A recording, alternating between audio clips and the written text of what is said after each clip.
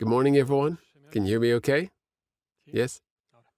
Now, I'm Carlos Rodríguez-Villa, Managing Director of AlgaEnergy, and I have the privilege to initiate these TED Talks from the point of view of companies. And in order to do that, I'm going to ask for your collaboration. Very simple, nothing too complicated. I'm going to ask you to close your eyes for a moment and take 2 deep breaths while being aware of how the air enters and exits your lungs. Later, I'll explain why. 1, 2. You can open your eyes now. Why did I ask you to do this? Well, because the first of the breaths that you've taken, we owe entirely to the existence of microalgae on the planet. But the second one as well, indirectly, in a hereditary way, as we shall now see. This is our true fuel. We can live without food for some weeks. Without water, we last a few days. Without oxygen, we don't last more than a few minutes. So we have to ask the question, where does the oxygen come from? Is there enough? This was explained to us at school. If you recall, it's photosynthesis. Oxygen is produced by plants, they capture CO2, convert it into organic matter, and then they release it into the atmosphere. Did plants therefore invent photosynthesis? No.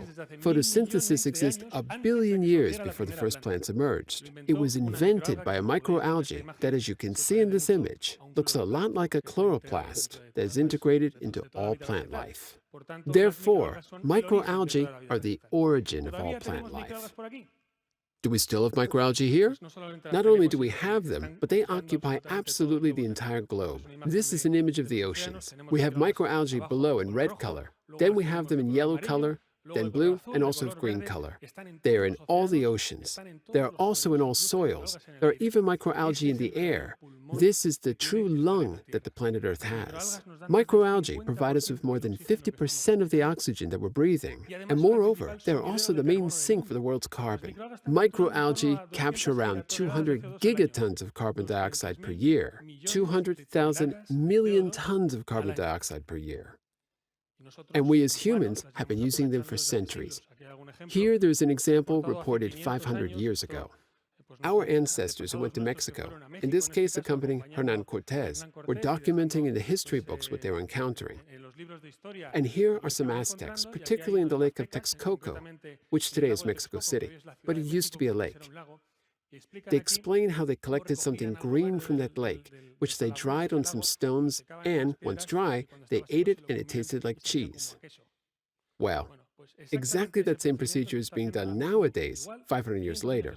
For example, here in Lake Chad, here are some tribes that go and collect those microalgae from Lake Chad in a shift-like system. One person collects a batch, leaves another one stacked for someone to come next and do the same. These microalgae have 25 times more nutritional value than vegetables. But we don't have to go that far. Here, we are all using daily products that come from microalgae. Microalgae that lived millions of years ago. For example, crude oil. Crude oil is fossilized microalgae.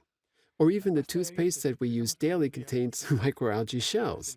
The calcium carbonate contained in toothpaste, which makes it white, are these microalgae that we see on the right hand above, which are coccolithophores that have the shell of calcium carbonate, which has accumulated over millions of years. Those cliffs we see in Dover and Sussex are accumulations of microalgae. Even here in Albacete, we also have these reserves. In this sense, microalgae are very important in our day-to-day, and we owe them our lives. But we understand that we can also improve them, and this is where AlgaEnergy comes in. What do you really know about microalgae?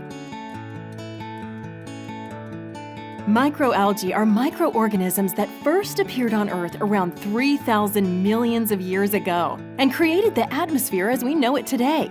They are the first organisms that performed oxygenic photosynthesis and are therefore the origin of all known plant-based life. They are the reason why we have oxygen on Earth. And still today, microalgae living in the oceans provide us with more than half of the oxygen we have. Also known as phytoplankton, they are the first link in the aquatic food chain. However, we have not paid much attention to them until now, because we now know that they have great potential to improve our lives in many ways. We not only owe microalgae life as we know it, but also the improvement of our lives in the coming years. They are our origin, but they are also our future.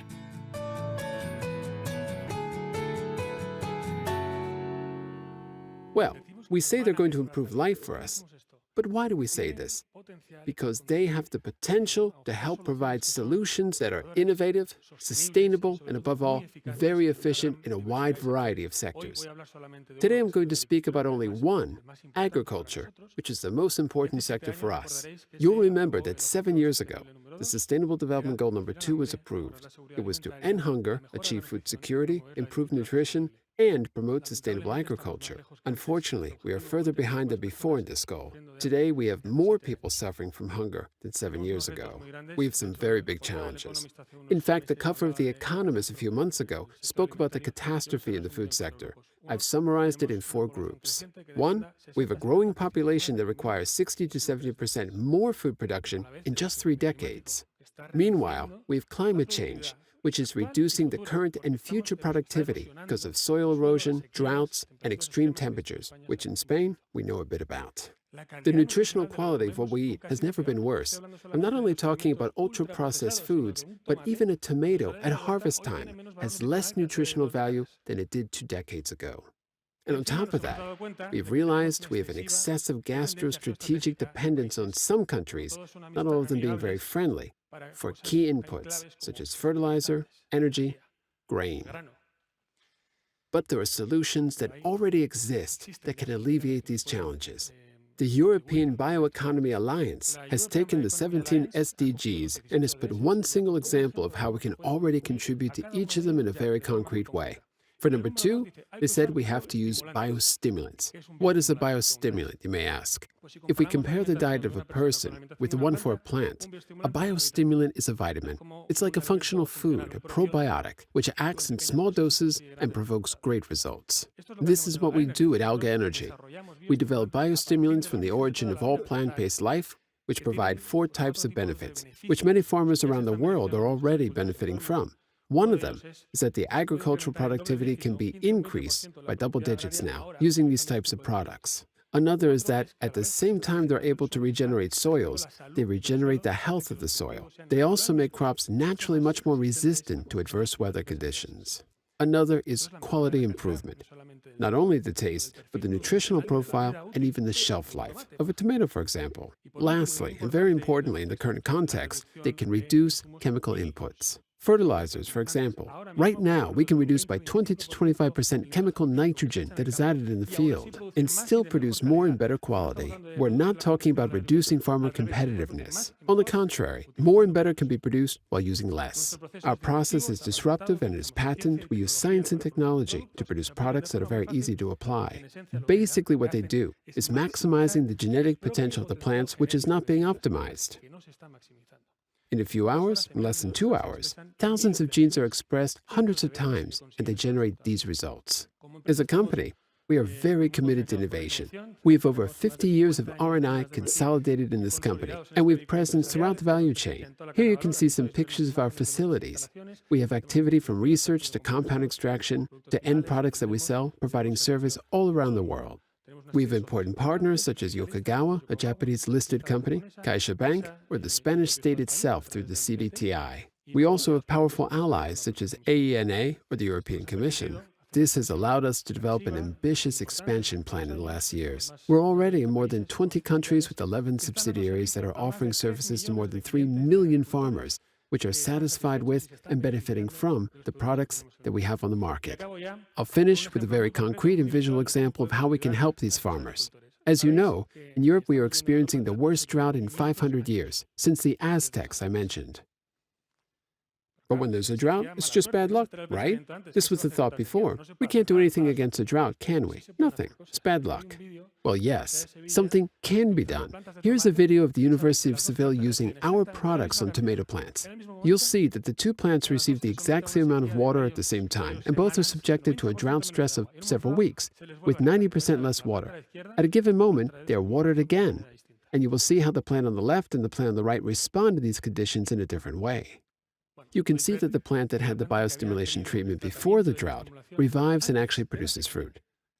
The one on the right spends all of its energy on its survival and does not produce anything. Therefore, things can be done against drought. And I'll finish with a final reflection. Many times when we take a path and we realize it was the wrong one, We've no other choice than to go all the way back and take the right turn.